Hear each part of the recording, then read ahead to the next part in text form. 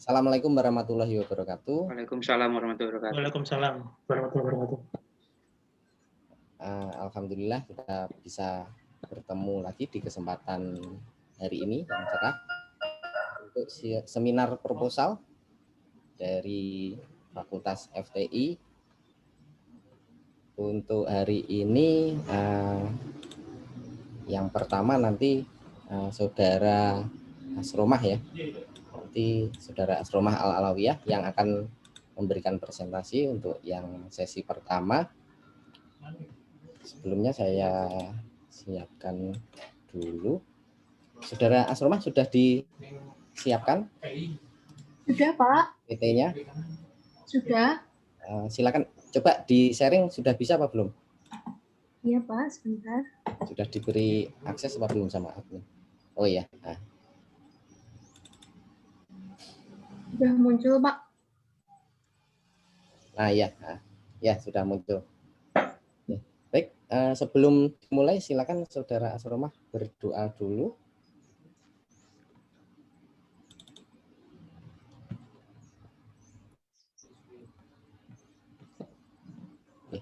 Ya, sudah. Baik, baik Bapak Ibu penguji. Ya, sebelumnya saya ucapkan juga terima kasih atas kehadirannya Bapak Ibu penguji.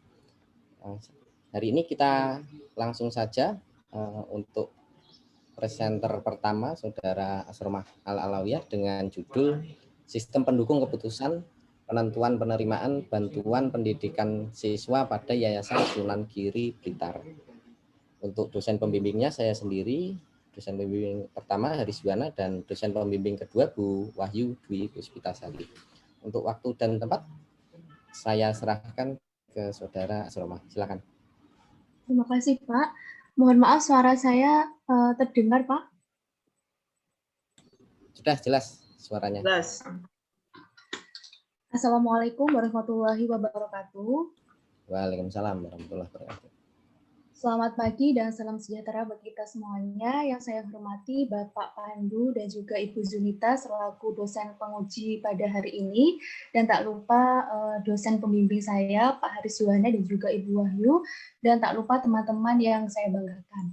Alhamdulillahirabbil alamin, pada hari ini hari Senin tanggal 15 Maret 2021 saya akan mempresentasikan. Perkenalkan, nama saya Asromah Al-Alawiyah dengan NIM 171044101018 dengan judul Sistem Pendukung Keputusan Penentuan Penerima Bantuan Pendidikan pada Yayasan Sunan Giri Kota Blitar. Untuk yang pertama, bab 1 dilatar belakangi, yaitu Yayasan Sunan Giri Kota Blitar merupakan yayasan yang ada di Kota Blitar. Yayasan tersebut memiliki banyak anggota serta divisi. Nah, jadi setiap divisi tersebut memiliki program kerja. Salah satu program kerja tersebut yaitu bantuan pendidikan siswa. Dalam penerapannya, bantuan pendidikan siswa tersebut dirasa kurang tepat sasaran. Jadi, siswa yang seharusnya itu mendapatkan malah tidak mendapatkan ataupun sebaliknya. Jadi, bantuan pendidikan siswa ini diperuntukkan untuk siswa-siswa yang bersekolah dan notabene itu kurang mampu. Nah, jadi untuk efisiensi waktu, karena banyaknya tugas, kewajiban, serta program kerja yang harus diselesaikan tepat waktu, maka untuk membantu pihak yayasan dalam penentuan penerima bantuan tersebut, maka dibutuhkan suatu sistem, yaitu sistem pendukung keputusan, seperti itu. Untuk rumusan masalahnya di sini saya ada dua, yaitu yang pertama bagaimana merancang aplikasi dan yang kedua yaitu bagaimana pengujian aplikasi. Untuk batasan masalah di sini aplikasinya ditujukan untuk yayasan, kemudian aplikasinya berbasis web, untuk bahasa pemrogramannya yaitu PHP, database yaitu MySQL, dan aplikasinya bersifat online. Dan untuk data sampelnya, di sini saya mengambil dari MI Sunan Giri Kota Blitar sebanyak 10 siswa. Jadi MI Sunan Giri ini merupakan madrasah ibtidaiyah di bawah naungan yayasan tersebut. Untuk pengujiannya yaitu metode black box. Di sini saya menggunakan metode AHP. Jadi AHP yang dimaksud AHP yaitu Analytical Hierarchy Process, yaitu alat mengambil keputusan dengan beberapa kriteria nilai pendekatan eigen, perbandingan berpasangan, dan menyediakan metodologi untuk mengkalibrasi numerik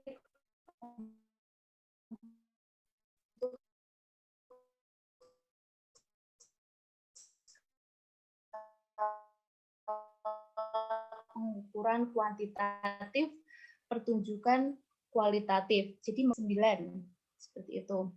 Akan hasil eksekusi melalui data uji dan memeriksa fungsional dari perangkat lunak. Sebagai acuan penulisan proposal ini, jadi saya hanya menampilkan beberapa saja. Di sini dari penulis Bunga Lestari dan kawan-kawan tahun 2020 dengan judul Penentuan Penerima Bantuan Siswa Miskin menggunakan metode AHP, menggunakan 5 kriteria dan hasilnya efisien.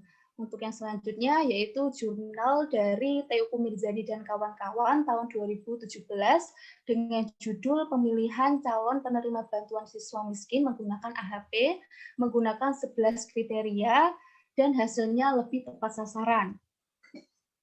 Untuk selanjutnya yaitu waktu dan tempat penelitiannya dimulai pada tanggal 4 Januari 2021 sampai dengan 20 Juni 2021 yang bertempat di Yayasan Pendidikan dan Sosial Sunan Giri yang berlokasi di Jalan Tidar, Kauman, Kepanjen Kidul, Kota Blitar. Untuk pengumpulan datanya di sini saya menggunakan 3 metode. Yang pertama yaitu observasi melalui pengamatan saya, kemudian yang kedua wawancara dengan pihak ketua yayasan, dan yang ketiga yaitu studi pustaka. Nah, dari hasil wawancara saya dengan pihak ketua yayasan, di sini saya mendapatkan beberapa kriteria dan juga subkriteria. Untuk status siswa di situ mendapat subkriterianya terdiri dari yatim piatu, dan juga lainnya. Untuk nilai rata-rata itu terdiri dari baik sekali, baik, dan juga cukup. Untuk penghasilan orang tua itu kurang dari 500 sampai dengan 1 juta, dan juga lebih dari 1 juta. Untuk absensi kehadiran itu baik sekali, baik, cukup, tanggungan orang tua. Jadi yang dimaksud tanggungan orang tua ini yaitu anak. Jadi yang memiliki anak lebih dari 4, 2-4, kurang dari 2. Dan kepemilikan kartu surat keterangan tidak mampu, iya atau tidak. Terus untuk yang selanjutnya di sini flowchart AHP. Jadi dimulai dari start, kemudian proses yang pertama yaitu memasukkan tujuan atau sasaran, proses yang kedua yaitu menyusun kriteria atau subkriteria, dilanjutkan menyusun hierarki, kemudian melakukan perhitungan perbandingan skala 1 sampai 9, kemudian sampai menghitung konsistensi indeks atau CI dan menghitung konsistensi rasio. Jika hasilnya CR itu lebih dari 0,1, maka akan dikembalikan ke proses melakukan perhitungan perbandingan skala 1 sampai dengan 9. Jika hasilnya kurang dari 0,1, maka dilanjutkan dengan perankingan prioritas. Seperti itu. Untuk yang selanjutnya, yaitu flowchart system. Di sini dimulai dari start, kemudian menginputkan username dan juga password, kemudian akan diproses oleh sistem. Jika gagal, maka dikembalikan lagi untuk menginputkan username dan juga password. Jika berhasil, maka dilanjutkan dengan menginputkan kriteria penerima sampai dengan memasukkan data penerima bantuan pendidikan. Kemudian akan diolah oleh sistem berupa perhitungan skor, kemudian akan dikembalikan lagi menghasilkan perhitungan skor. Seperti itu. Untuk yang selanjutnya, yaitu diagram konteks. Di sini pengguna menginputkan data login, setelah itu diproses oleh sistem, dan dikembalikan lagi oleh pengguna berupa verifikasi.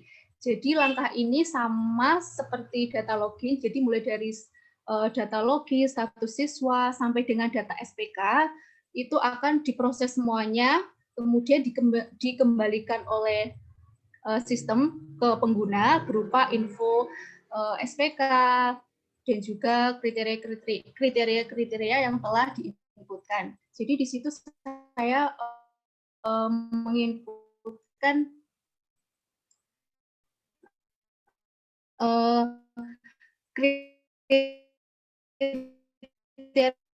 kriteria karena kriterianya hasil wawancara saya itu masih berubah-ubah, jadi saya menyesuaikan pihak yayasan seperti itu, Pak, Bu.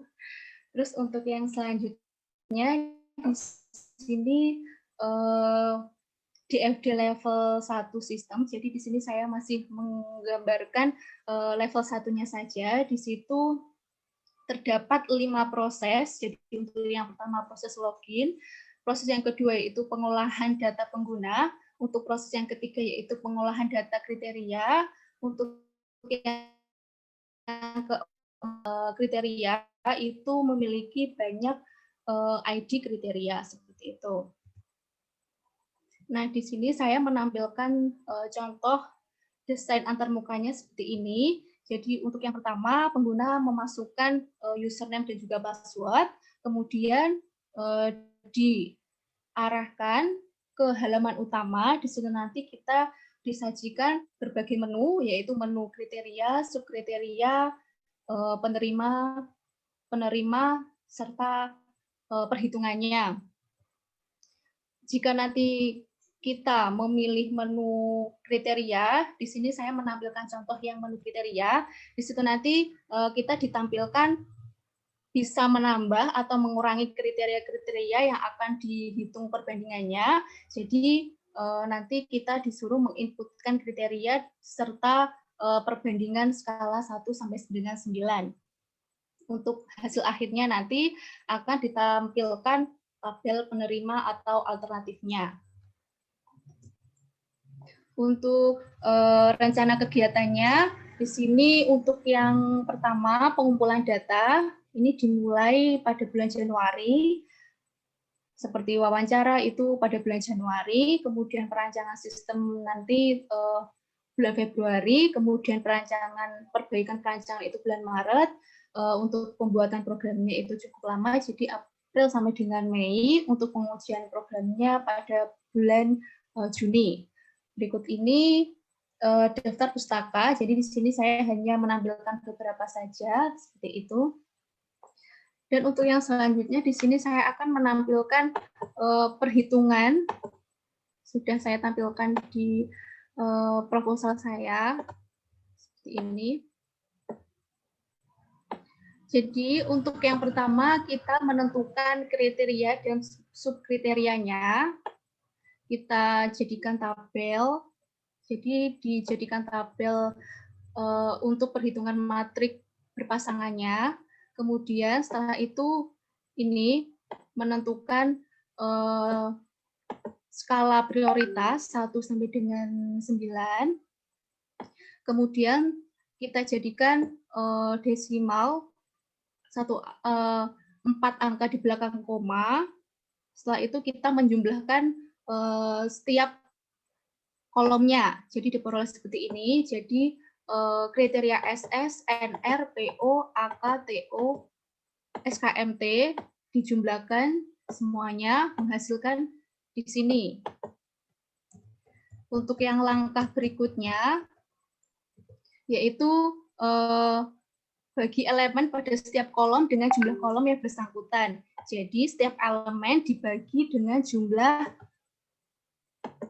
kolom tersebut. Jadi semisal kriteria SS, jadi 1,0000 dibagi dengan 2,0750, begitupun dengan seterusnya.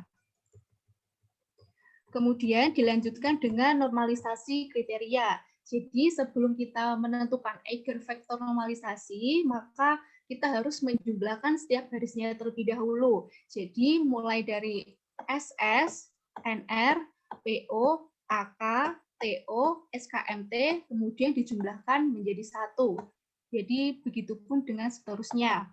Untuk yang selanjutnya yaitu menghitung eigenvektor normalisasi. Jadi cara menghitungnya yaitu jumlah baris yang sudah kita tentukan tadi dibagi dengan jumlah kriteria. Jadi kriterianya tersebut ada 6, jadi 2,5302 dibagi dengan 6, seperti itu. Untuk yang langkah berikutnya yaitu menghitung rasio konsistensi atau lambda max. Di sini menggunakan rumus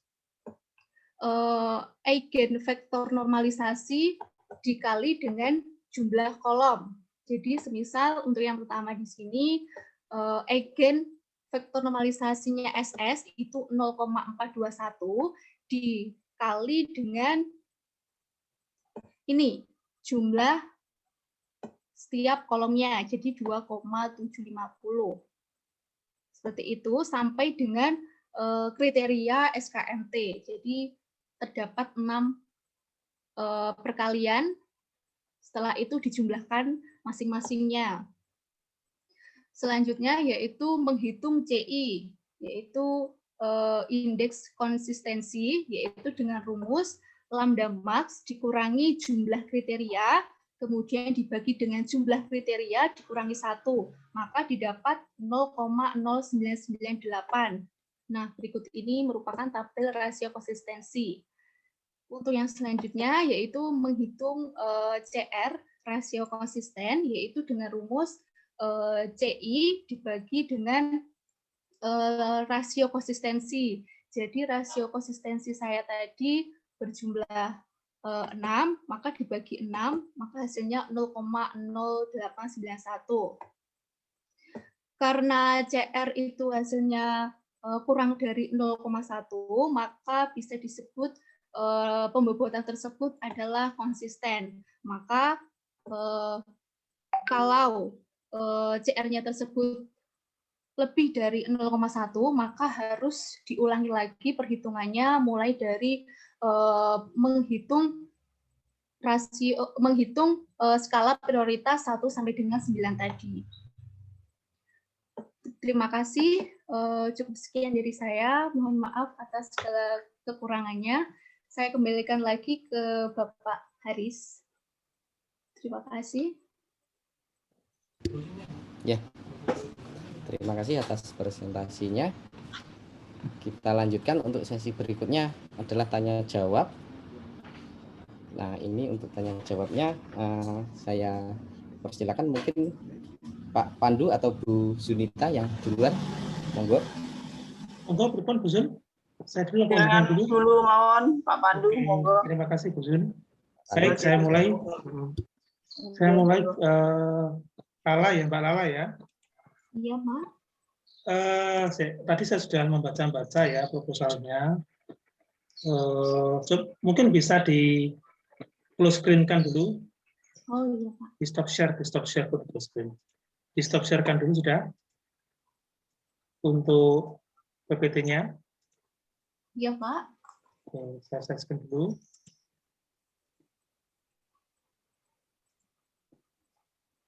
Oke, sudah kelihatan ya? Iya. Nah, ini judulnya adalah SPK Penentuan Penerima Bantuan Pendidikan Siswa pada Yayasan Sunan Giri Blitar. Berarti nanti sampai di sini akan melakukan kegiatan penelitian di yayasan tersebut ya? Iya, Pak, betul. Ini pondok pesantren atau apa? Yayasan Pendidikan dan Sosial, Pak. Jadi mempunyai MI, jadi Madrasah Ibtidaiyah Sunan Giri itu merupakan di bawah naungan yayasan tersebut, terus juga mempunyai pondok pesantren juga, Pak.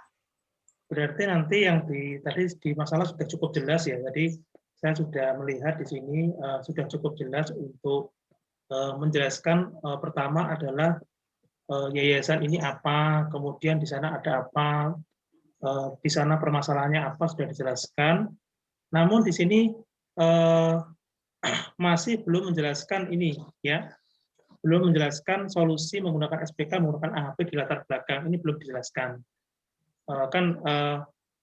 Karena ada permasalahan ini tadi apa tadi di atas tadi apa permasalahannya tadi adalah Tidak tepatan sasaran, Pak. ketidaktepatan permasalahan, sehingga dibutuhkan sebuah sistem keputusan untuk menyelesaikan permasalahan tersebut.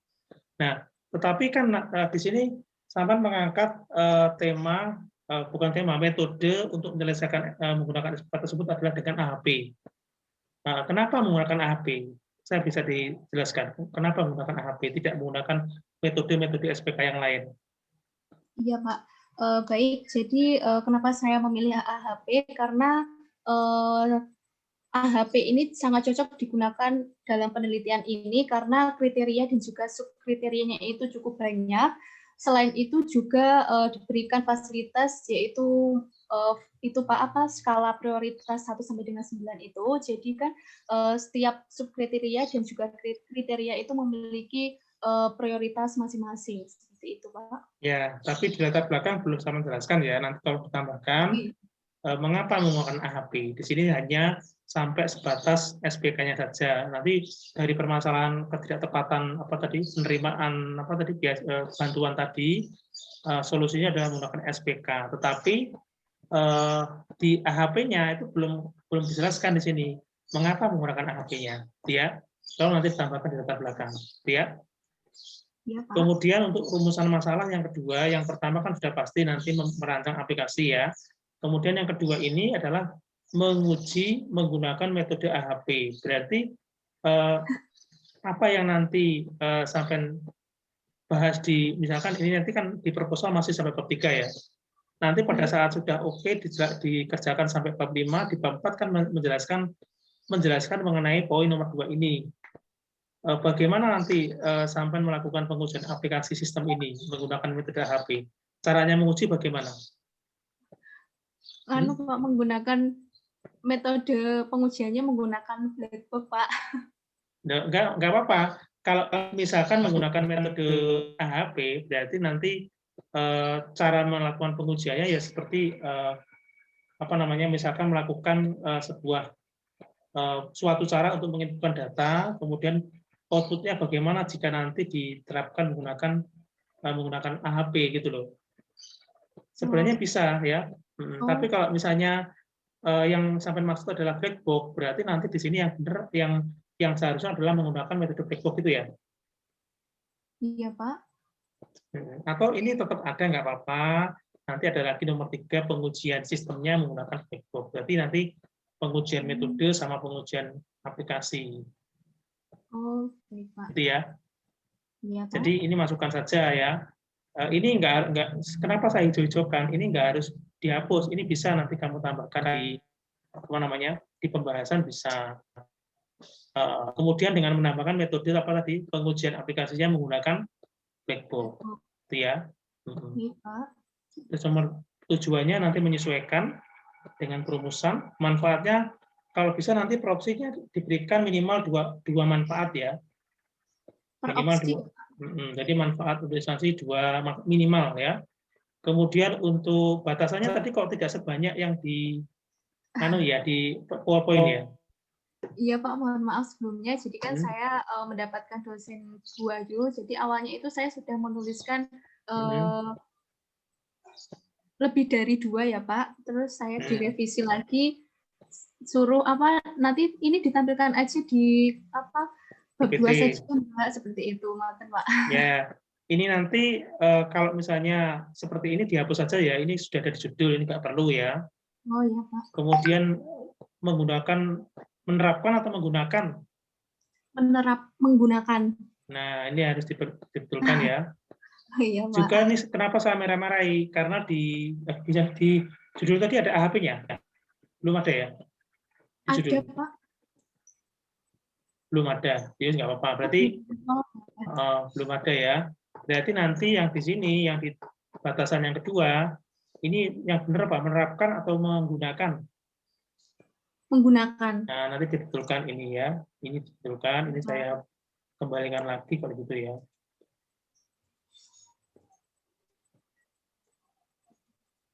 Kemudian ini tambahkan lagi penjelasan daftar pustaka ya di sini ya. Belum ada. Lalu untuk bab 2-nya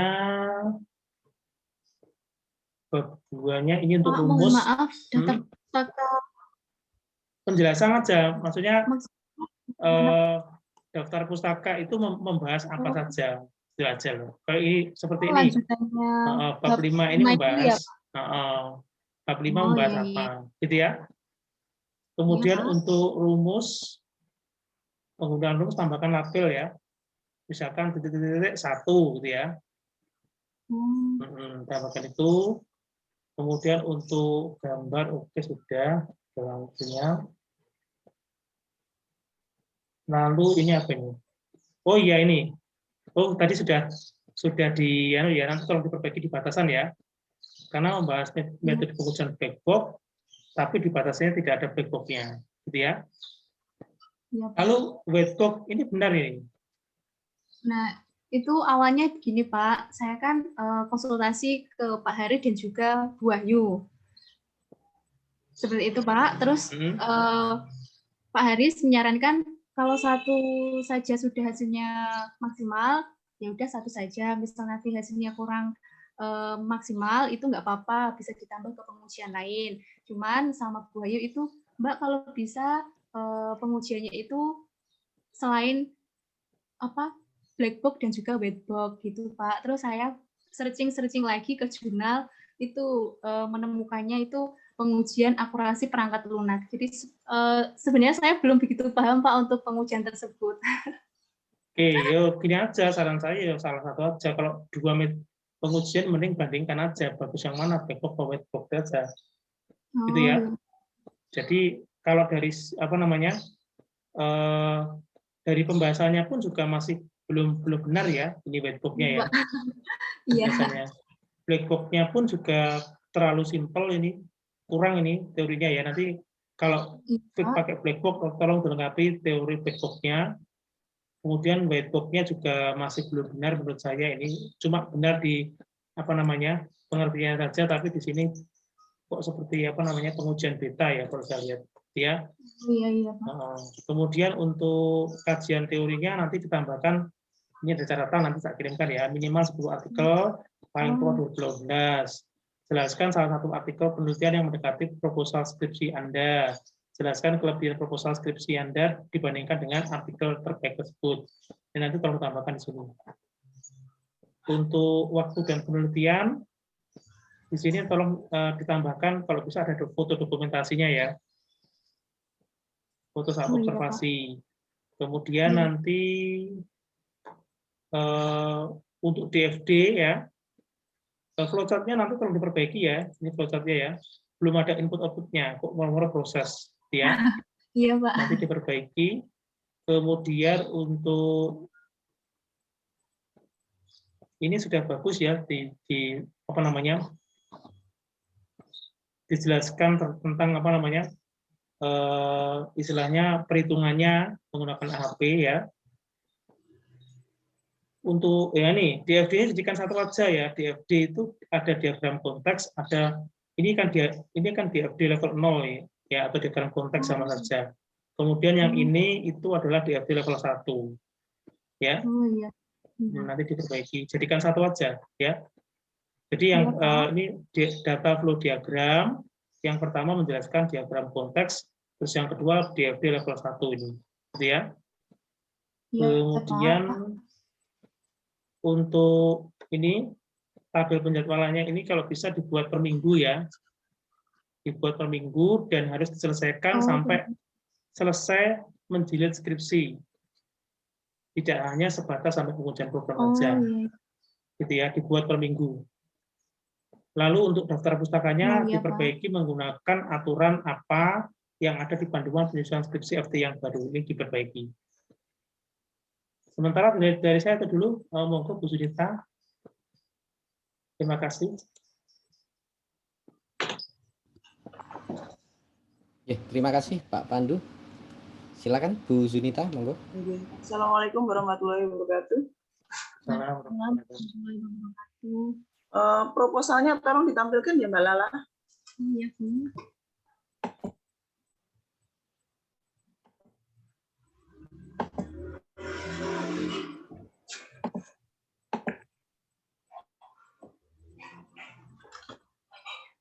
Sudah muncul, Bu? Belum, belum. Oh, sudah. Mulai latar belakang, Mbak Lala.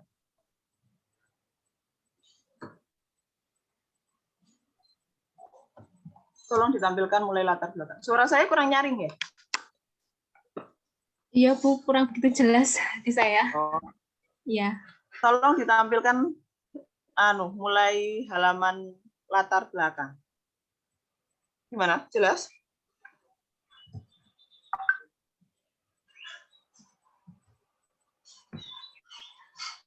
Latar belakangnya Mbak Lala. Seperti ini, Bu? Hah? Latar belakang? Belum berpindah di punya saya. Jadi saya bacakan aja. Di bagian latar belakang, di situ sampean itu menyebutkan untuk permasalahan sampean. Gimana? Bisa didengar suara saya? Iya, Bu, bisa. Oke, jelas ya? Iya. Di latar belakang itu sesuaikan dengan keadaan di sana. Maksud saya sesuaikan dengan keadaan di sana itu menurut konteks sampean ya. Jangan menurut konteksnya mengutip dari punyanya seseorang. Jadi yang saya teliti itu adalah punyanya sampean sendiri, bukan punyanya orang. Jadi di situ tunjukkan konteksnya di sana, bukan jurnal milik orang lain. Kenapa orang lain menggunakan penelitian tersebut? Karena di sini tadi sudah saya sebutkan, kalau misalkan miliknya orang lain itu ada yang 5, ada yang 11 kriteria, tapi saya lihat punya sampean ini berapa kriteria? 6. 6 kriteria. Nah, itu berarti di situ ada penurunan dari 11 ke 6. Jadi tolong di latar belakangnya disesuaikan kondisinya, karena di situ yang mau kamu angkat bukan punya orang lain. Kemudian di sana masalahnya adalah menurut sampean tadi kurangnya teliti, karena adanya yang kalau semisal orang tua wali itu berbohong, pengisiannya bagaimana Mbak Lala? Jadi kan sebenarnya gajinya di atas 1 juta tuh ditulis 500. Nah itu berarti nanti kan dia bisa membohongi sistem. Apa yang dilakukan? Jadi nanti untuk itu Bu, apa kepemilikan surat keterangan tidak mampu, nah itu nanti kita bisa melihat apakah keluarga tersebut benar-benar tidak mampu atau tidak. Karena surat keterangan tidak mampu tersebut hanya bisa dikeluarkan oleh kelurahan tempat tinggalnya, seperti itu. Oh, berarti tidak ada pengecekan dari pihak sekolah ya ke tempat lokasi itu ya? Semisal nanti memungkinkan juga tidak masalah Bu kalau misal survei seperti itu. Oke, yang selanjutnya ini adalah tentang BSM. Penelitian tentang BSM ini dulu seingat saya sudah banyak ya, menggunakan metode AHP itu sudah banyak sekali.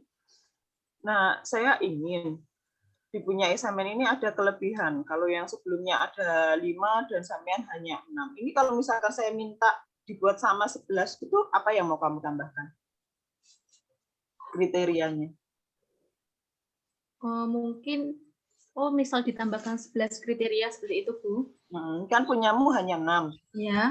Karena penelitian terdahulu itu kan memiliki 5, ada 11. Sementara punyamu hanya 6, berarti di sini kamu penurunan di sini. Sementara kita buat itu jangan yang menurun, kalau bisa itu kita menjadi lebih baik. Kalau misalkan di situ saya minta 11 atau 12, itu apa yang akan kamu tambahkan di situ? Nanti bisa ditambahkan misal jarak rumah itu jauh, dekat, atau sangat dekat, seperti itu. Terus nanti bisa ditambahkan prestasi akademik ataupun non-akademik. Kemudian seperti kepemilikan kartu, jadi ada yang memiliki kartu KIP, kemudian PKH, seperti itu. Oke, berarti bisa ya ini nanti ditambahkan supaya tidak mengalami penurunan dari penelitian terdahulu. Oh, seperti itu. Iya, Bu. Oke, di sini metode yang digunakan adalah AHP. Tapi di latar belakang belum disebutkan AHP-mu itu fungsinya untuk apa. Iya, Bu. Misalkan itu mau diganti sebuah metode, punya gambaran metode lain selain AHP, karena AHP memang sudah banyak sekali. Kalau pandangan lainnya itu masih belum ada Bu, tapi kemarin-kemarin saya masih membaca saja gitu Bu untuk referensi seperti metode SAW, terus metode Topsis, terus Mora juga. Tapi sebenarnya belum begitu paham Bu, kemarin juga masih membaca-baca aja. Jadi ini ya Mbak, fungsinya kita membuat jurnal, disampaikan di latar belakang jurnal itu adalah untuk mengetahui metode. Metode apa saja sih yang cocok untuk pemilihan datamu yang akan kamu gunakan. Nah, di sini di latar belakangmu kamu tidak membahas metode sama sekali, di mana kenapa kamu memilih AHP, jurnal mana yang memperkuat AHP-mu. Terus kemudian ini akan lebih mudah mungkin ya kalau kamu mau mengganti metode yang lainnya. Kenapa? Karena kalau kamu mengganti metode lainnya, resikonya lebih ringan dibandingkan AHP. Karena AHP itu sudah banyak sekali dan saya melihat dari atas sampai bawah punyamu itu dibandingkan dengan jurnal-jurnal yang lainnya itu mengalami penurunan. Mohon maaf ya Mbak Lala, padahal slide-nya sudah bagus sekali. Jadi itu kalau saran saya untuk perbaikan di situ. Nah, kalau misalkan masih mau tetap menggunakan AHP, jadi ya kalau bisa lebih bagus dari yang sebelumnya. Kalau di sini 11, misalkan kamu mau menambah jadi 12, misalkan seperti itu ya. Supaya ada perbedaan dengan punyanya yang lain, jurnal-jurnal yang lain, supaya ada perbedaannya. Sehingga punyamu ini menjadi lebih baik. Gitu. Terus yang selanjutnya saya kepingin ke flowchart saja. Flowchart Mbak. Oh ya wis. Tolong ditampilkan flowchart-nya bisa tidak?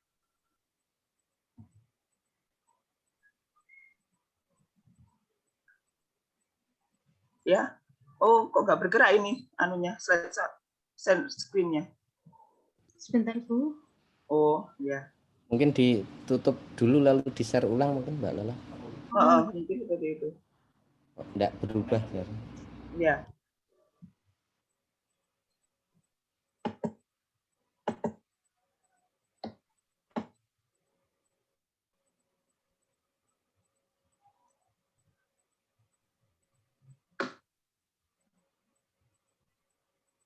Oke, sudah tampil ya. Oke. Flowchart yang pertama ini dulu. Di flowchart yang pertama apa ini? Sistem. Yang sistem. Oke, saya bablasan Mbak Lala. Sistem. Ini Bu. Bukan. Satunya lagi. Sistem apa gitu? Sing iku lho Mbak Lala. Neng flowchartmu kuwi ora nek bar entuk hasil ki nyapa, ngono gak ono. Jadi harus dijelaskan ya. Output. Ngene output-e intine. Oh, yang anu tadi flowchart system. AHP. Flowchart system utuh. Flowchart system. Iku gak ono output-e nang.